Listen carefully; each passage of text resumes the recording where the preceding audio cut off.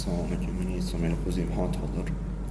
Men Vatan universiteti talabasiman. K623 guruhda o'qiyman. Hop, bizga dasturlashga fanidan mustaqillik berilgan mavzu sinf qurilishi obyektlar massivi, ya'ni ikki o'lchovli koordinatalar bo'yicha. Hop, C++da sinf klassi nima deydigan bo'lsak, bu sinf obyektlar uchun qolip blueprint ma'lumotlar va funksiyalarni saqlaydi. Ya'ni bu yerda bizga kerak bo'ladigan private bor, public bor va obyekt bor.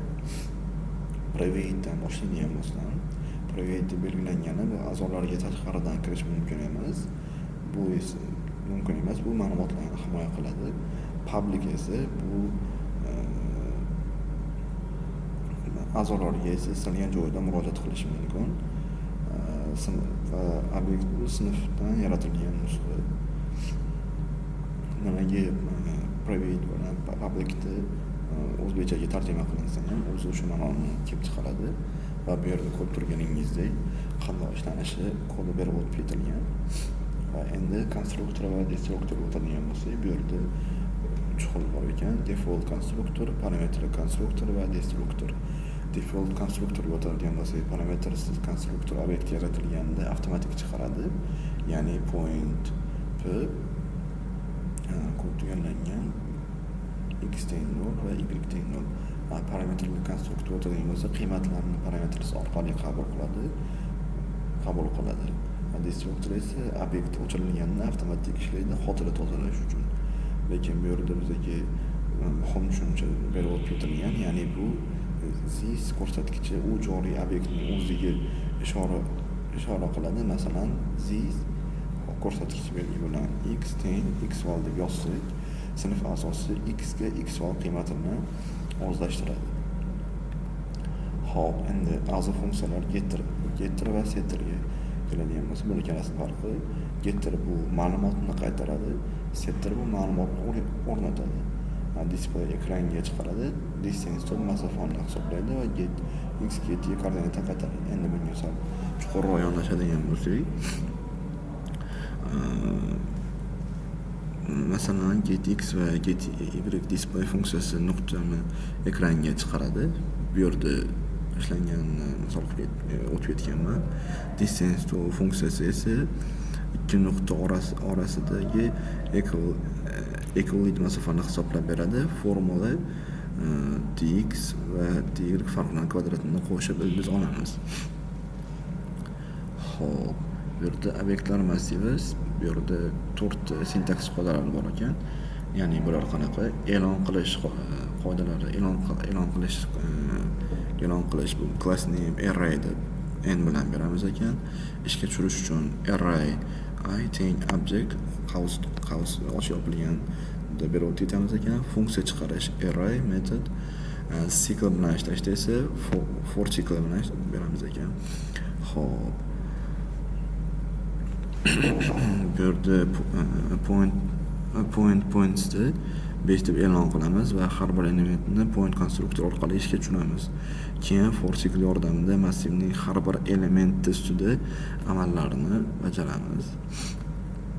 Endi masala shartiga o'tadigan bo'lsak, bu yerda berib ketilgan vaziyat ikki o'lchovli tekislikdagi nuqta x, y koordinatalarini saqlovchi point sinfini yarating deb berilgan. Xo'p, biz nima qilamiz?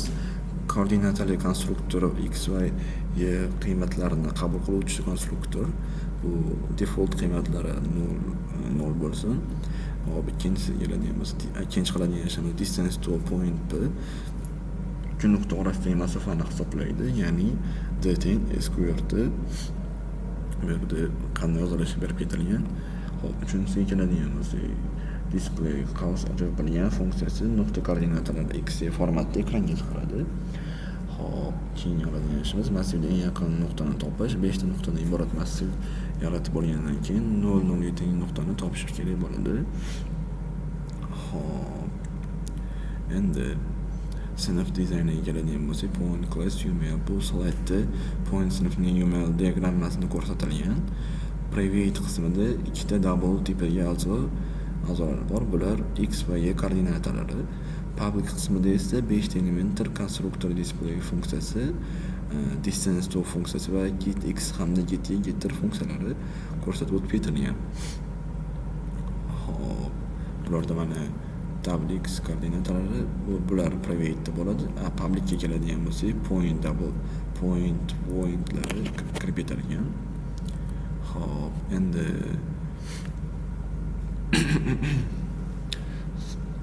sinf e'loni C++da point.h bitta farq. Bu yerda kod berib o'tib ketilgan bizga. Bu yerda nima bo'lyapti? Biz kutubxonani chaqirib olganmiz iostream 2 Siemens. Hop. Avvalo iostream va shu boshqatdan aytib o'tib ketaman. iostream va Siemens kutubxonalarini o'ylaymiz. Siemens bu sqrt va pow funksiyalarini ishlatish uchun, iostream esa bu double int larni ishlatish uchun. Private qismida esa double tipadagi x va y o'zgaruvchilari bu koordinatalar, public qismida konstruktor va funksiyalarning imzolari yozib o'tib ketilgan. Hop, keyingisi bu yerda funksiyaning amalga oshirilishi point C++da qanday amalga oshirilishi ko'rsatib o'tib ketilgan.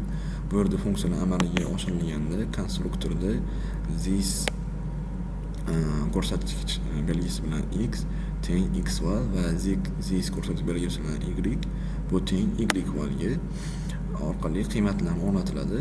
Display funksiyasi nuqtani qavslar ichida chiqaradi, ya'ni distance to funksiyasida dx va dy farqlarini hisoblab sqrt dx plus zo'rlashib ketib qoldim. dx ko'paytirilgan dx plus dx ko'paytirilgan dy formulasi bilan masofa topiladi va bu yerda get x va get y esa koordinatalari qaytariladi. Hop, bu yerda int main 5 ta obyekt amallari. Hop, main funksiyasi 5 ta point obyektdan iborat massiv yaratilgan. 3 4 1 1 6 8 2 2 5 va 0 va 7 ko'rib turganlaringizdek. Birinchi amalda for sikli orqali barcha nuqtalarni ekranga chiqaramiz. Ikkinchi amalda 0 nuqtasiga esa eng yaqin nuqta topiladi. Bu bir nuqtasi masofadagi 1.414 ga teng. Ya'ni bu yerda kodni ishlab tayyorlab qo'yganman. Video cho'zilib ketmasligi uchun tayyorlab qo'yganman. Keyingi darslarimizda qadamma-qadam kodlarni tushuntirib o'tib ketaman. Bular mana bular. Kod yozib chiqilgan va shu ma'ruza darsimizda aytib o'tib ketilgandek har bittasini ishlatib chiqilgan va bu yerda ham ko'rishingiz mumkin. Bu yerda chiqqan javobi aytib o'tib ketganimdek 1.414 va 21 chiqqan javobi. Hop, endi xulosa qilib aytadigan bo'lsam,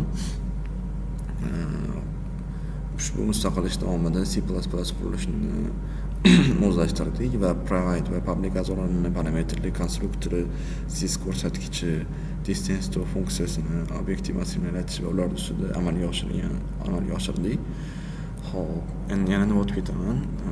Hozircha to'g'ri tushunasiz deb umiddaman, sababi hali dars o'tishga endi yangi kirib kelgan o'quvchiman.